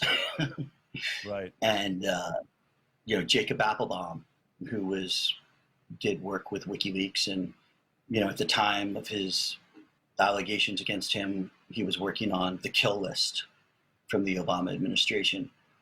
At my going down, I was working on the Snowden Treaty, which was to get other governments around the world to embrace and endorse a treaty against surveillance, illegal surveillance of populations. And as you know, Assange was falsely accused of sex crimes in Sweden that were dropped. And in all of our cases, there's such commonality. We see the same story, as you're saying, sexual harassment allegations, sexual assault allegations that we obviously, Julian Assange, we saw that take place. And then the Huffington Post, this is 2015, the disturbing story of widespread sexual assault allegations at a major progressive PR firm. Fitzgibbon Media, prominent progressive public relations firm, abruptly shut down on Thursday amid allegations of sexual harassment and assault by the company's president. Trevor Fitzgibbon and his team worked with some of the biggest progressive organizations, including NARAL, Move On, the Center for American Progress. It goes on and on and on. Obviously, you came under the worst types of allegations, especially in the world today, and rightfully so. Should these things be taking place, I'd be the first to say that people need to be arrested. Everybody should be treated fairly in the workplace. Now, those allegations took place. They were devastating. They destroyed your PR firm, and like anyone else, you fought back. You got a lawyer. You defended yourself, and I also want to point out, because I'm not sure how much of this you can get into, but, you know, as Cheryl Atkinson reported, shades of gray, a disturbing follow-up to our story on allegedly false sex charges. And what has now happened, and people need to know this, is, you know, you've been in court, you've dealt with this. I recognize you can't talk about it because of the settlements, but I did see this tweet that came out from, I'm assuming is the accuser, writing, since June 2019, I've been involved in litigation with Trevor Fitzgibbon in EDVA. We've settled the case. As part of the settlement, I retract all statements I've made about Trevor Fitzgibbon and apologize for any harm I've caused Mr. Fitzgibbon and his family. I have no further comments. She even attaches these signed documents from the court.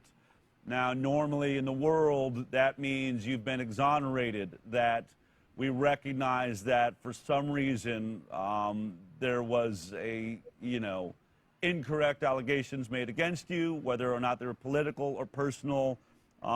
We know that you have, you know, had the court rule in your favor, and a step beyond that, the person involved apologizing. Yet, it really hasn't shifted the perspective of all of the news agencies and media places and groups that you once worked with. Am I correct in saying that? Are you still finding that you haven't been forgiven, though the courts have exonerated you under these circumstances? That would be a fair description. I was going to say earlier in describing what happened to me and others, Jacob Appelbaum, Julian, and others. The three things that we have in common: one, allegations made of the similar types of crimes. Number two, no charges ever filed against us. Number three, and it's four things actually. Number three, retracted allegations eventually. And then number four, reputation destruction. And that, I would argue, was really the goal, was, you know, for whatever reason, someone or something or some entity did not want Jacob doing the work he was doing, did not want Julian doing the work WikiLeaks did and publishing the work he was publishing, and they did not want me doing the work I did. And, you know, it is one of the oldest tactics that can be used against somebody, because, you know, pedophilia, sex crimes, those two things, accusing somebody of either of those two things are when you're clearly innocent, it doesn't matter. The allegations alone are enough to destroy somebody. I was investigated by the Department of Justice and the U.S. Attorney for more than a year on the allegations that were made against me. And I received a letter from DOJ that announced that they were closing all investigations of me and declining to pursue any action against me. They're not going to come out and say, innocent, you know, they just don't roll that way. Right. And it was pretty extraordinary that I even got a letter. But 48 hours or 72 hours after that letter was made public, that I essentially had been cleared, another press release goes out, signed by 72 of all my former clients and national progressive organizations, pledging to never hire or work with me again, blacklisting me, after I had just been cleared by the Department of Justice and U.S. Attorney. And I think the failure of journalists who, you know, when you're accused, every journalist under the sun will write stories based on the allegations, as though you're guilty of it all. It's a difficult position to be in because you can't defend yourself. Well, it breaks the system, right? Our American system is you're innocent till proven guilty. In these situations, you're guilty till proven innocent. and it's now upon you to prove your innocence versus the opposite. But then But the even issue is upon that innocence, you know. But you can't find journalist, a mainstream journalist who wrote the stories about you back when you were falsely accused and wrote the stories as if you were guilty of it all. Good luck trying to get any of them to even update their stories, let alone write a news story about actually maybe sometimes there's a rush to judgment because after due process, it turns out the person making the allegation retracts everything they said, pays out, and apologizes to the person. They don't want to cover that because I think that's an admission that they were wrong. And I also just think culturally, right now, our culture is one in which it's believe women. And the frustrating thing is personally, I believe that for the most part. I think women have gotten a raw deal for a long time on this stuff. But I wish people would just believe facts, let the process happen, let evidence come out. And I had loads of evidence, and that's why I was cleared. And then make your judgment.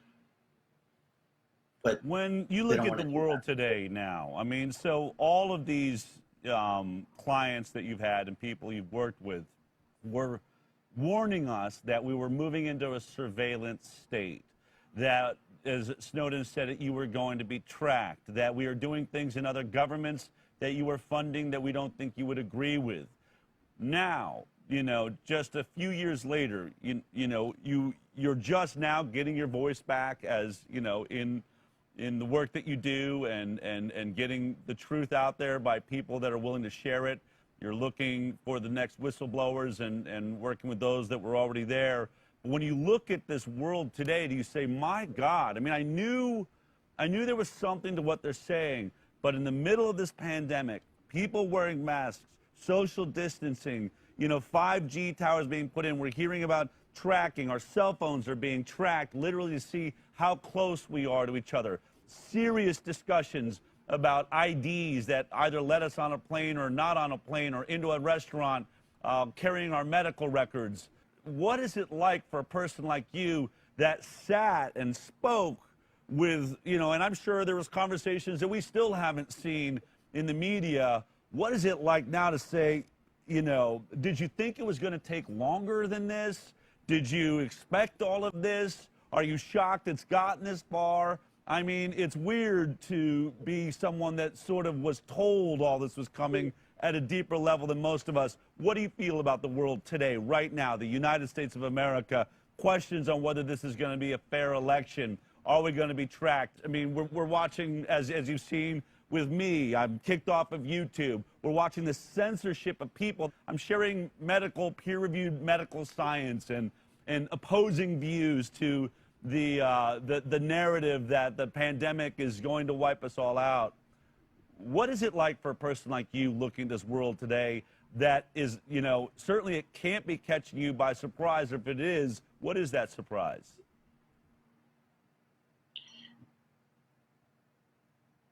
It's horrifying. It's so much worse than I believed it was. I wasn't prepared at how brazen the bad folks are, and how aggressive they would be. And ironically, I think that Donald Trump, his style, his ability, his tweets, his call it like he sees it, his upsetting the apple cart from the beginning. We'll put it this way.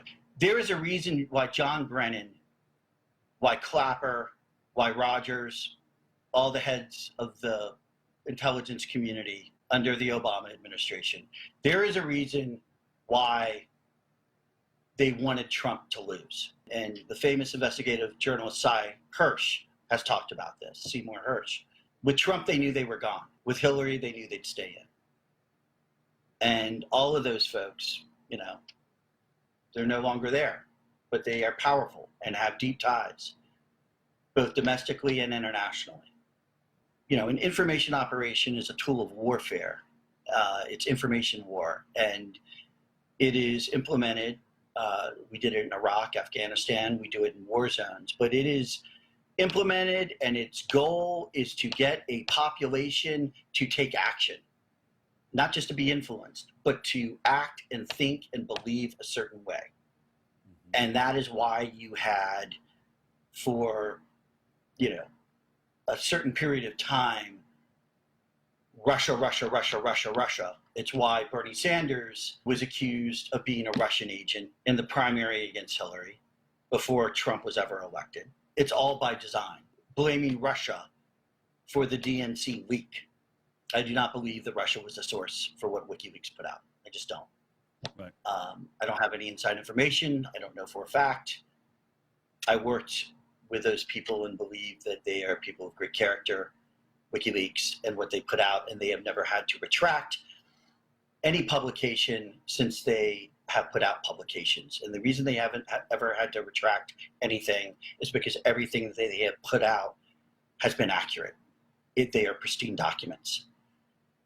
And so when I see what's happening in this country, when I see the rise of Antifa in this country, when I see the number of Ukrainians applying for political asylum around cities like Portland and Seattle, who came over here to do specific work, to do jobs, and to push this false narrative, I find it really brazen right now. And I think that I think there is a war within the intelligence community. I think that what happened to me is a very small, I think I am a total small fish in a much bigger operation that's happening. And it is playing out in front of our eyes right now. And you're a casualty. I'm a casualty, but we're not casualties, right? We're fighting back. That's right. And we're not going to stay silenced. And so, but yeah, I think there's a massive information operation. You have mayors. I grew up in Seattle. I lived in Capitol Hill. Capitol Hill is the area in Seattle where the mayor of Seattle and the governor of Seattle just essentially bowed down. And I knew Jay Inslee. He was a great guy. He's just not the governor of Washington, right? Like, yeah. But you have a mayor of Seattle who essentially puts their hands up and said, look, if you guys want to start your own country inside Capitol Hill and create your own walls, go for it. That could not have happened 2 years ago, 5 years ago, 10 years ago. You have a media, a mainstream media, that is essentially complicit and in colluding against a mindset, not just a sitting president, but against, they are colluding against people who simply want to get out factual documents, information. You know, this operation, the intensity, you know, organizations like Prop or Not or the German Marshall Fund, the intentional targeting of voices of dissent on the left who question the aggressive false narrative of the DNC on Russiagate, who question Mueller, who question Adam Schiff, who publicize factual information such as the testimony provided by the CEO of CrowdStrike, where it's finally released when he is interviewed during investigation by Adam Schiff's committee, where he states, we actually have no evidence that Russia took the emails out of the DNC server. They have no evidence of that. There's a major propaganda information war going on in the United States, and it's our country at stake. And, you know, people can be misled, but I have zero patience or time for individuals who claim to believe in a certain set of values and principles, whether they are on the right or the left, but are willing to sell out those values and principles in pursuit of the truth in order to make a political power play. And that is what I believe many have done. And that's why you have progressives who fought against McCarthyism in the 50s and 60s, right? And the red baiting that took place under Republican Joseph McCarthy, right? Who was targeting individuals and destroying their lives and careers. It was progressives who fought against it. And today, it's progressives who are driving it, all for raw power. And it's the death of the country. So we have to fight back. So now tell me about your organization. I mean, not only are you still out there, you're doing PR for different clients, but you've just started an organization. Tell me about that. I'm lucky to be able to work with some folks that are truth tellers out there, but they love America. And I think they are tired of seeing a lot of the negativity and the destruction of the infrastructure of the country, and monuments and monuments of civil rights icons that are being destroyed. I've been talking to some folks, and we've decided to launch a new organization. I just got the URL. It's called AmericanWave.org. Nothing on it yet, but it will be, we are building it, and it is designed to put forward a love of the country, but also calling a spade and putting forward the truth. What keeps you going? What is it? There must be a hope. There must be a light. There must be a belief, you know, that gets you up in the morning and says, you know what, I'm not going to let them take me down. What is that light? I have an incredible partner, and she gives me strength and hope to keep going. I also have small children that I'm fighting for. I also feel like I want to be part of the solution. You know, I do not think that, you know, movements like the Me Too movement are bad movements. I think things can be misguided, and I think anything can be weaponized. And I believe it was weaponized against me and against others. But again, I'm just a small fish, and I want to be part of the solution to make this country embrace, endorse, and celebrate the truth. I encourage all people out there who want the truth, follow me on Twitter. I'll be putting out information about how you can join and sign up to AmericanWave.org and join the fight to help push forward the truth and counter a lot of the ops and a lot of the propaganda that is being dictated to us. You know, when you started this, the social media wasn't quite there yet. You know, you had such control by mainstream media, which I think puts us in this position. But now, you know, every day I see a new blogger or a vlogger or a voice out there. The people seem to be the new media. How important are those voices? How important are the citizen journalism now? How important are those things going to be to the future of this country that you and I grew up in?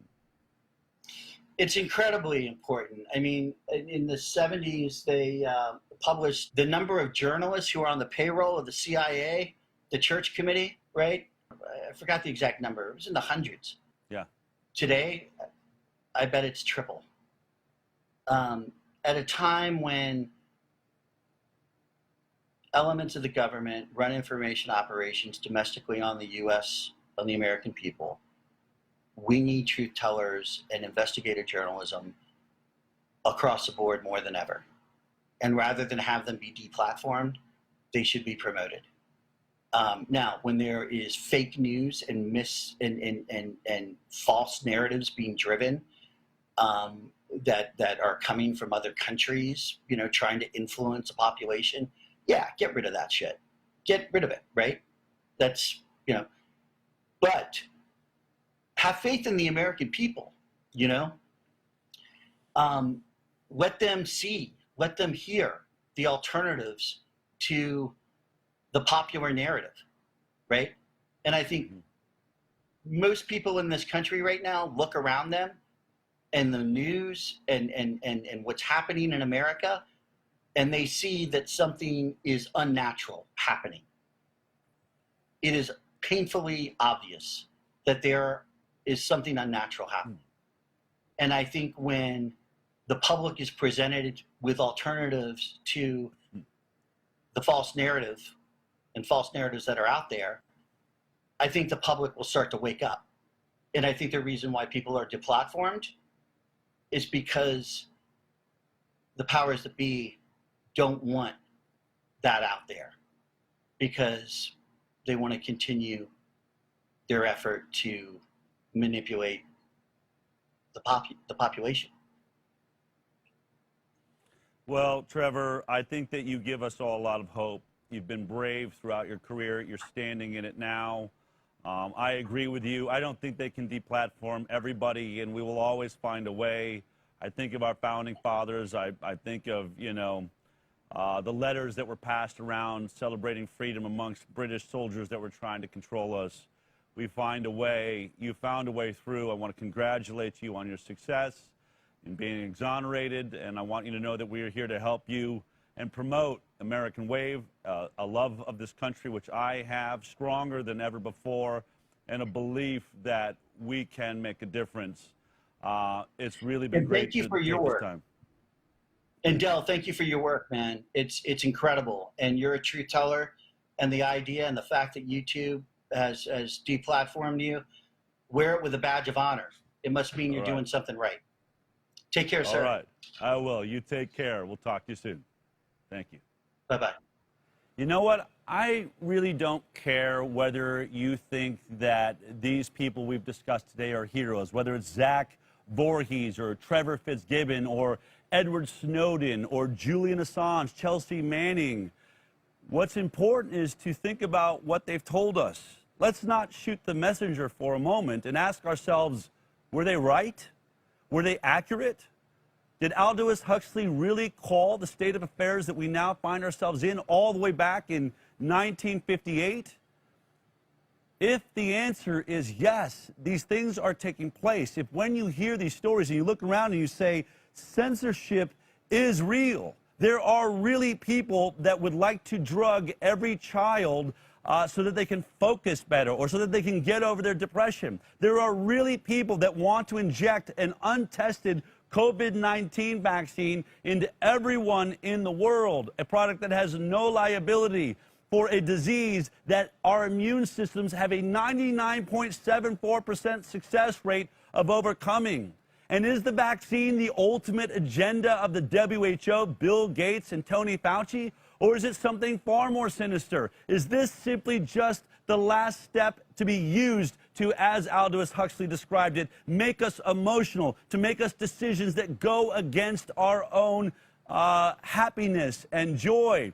Is this vaccine being used to say the only way you can trust your neighbor and know that they got the vaccine is that we all have to get a microchip? We have got to track your cell phones. We have to have drones flying overhead, and you need to turn in your neighbors if we're going to be safe. All of these things are happening. And whether it was prophecy that this was pointed out over decades ago, or whether it was simply entered into our thought and our mind systems and we're living into it, I believe we are still free-thinking human beings, at least while we still don't have a drug being forced into us to make us happy with compliance.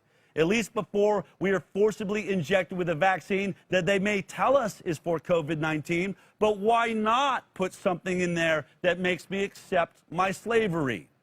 All of this is possible if we let go of our freedom and our liberty. It is time now. This is such a critical time. We're coming into a massively turbulent election. You have got to be wise now. You've got to turn off the television, which, if you saw more of that interview with Aldous Huxley, he said, I believe will lead to a world where you will elect presidents and leaders that you don't even know. Those commercials aren't telling you anything. Look at their records. Look at what they've said in their past. Look at what they've done. Look at what they're promising you for the future. Promised lockdowns, promised masking, promised vaccine mandates, injections, drugs. Folks, now, please, wake up. We must wake up to our reality, because only by waking up do we change it. I'm not afraid of the time we are in right now. I'm excited that I am here to make a difference. Join me in being excited.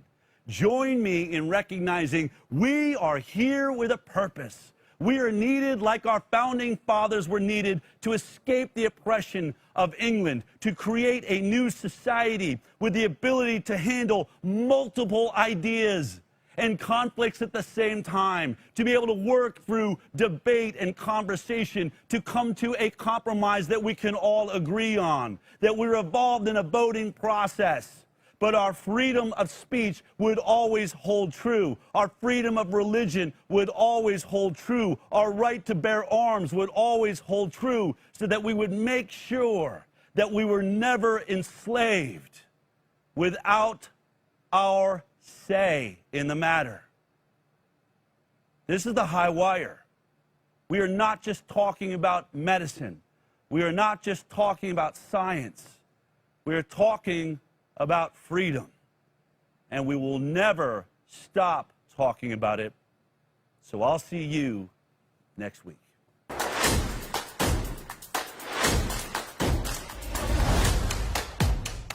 Thanks for watching, and thanks to the Highwire Insiders who make this show possible. If you'd like to become a Highwire Insider, then go to our website, thehighwire.com, and sign up now. And please, share the show. We're on Facebook, Instagram, Twitter, BitChute, and now on Roku. Because knowledge is power, censorship is real, and we need all the help we can get.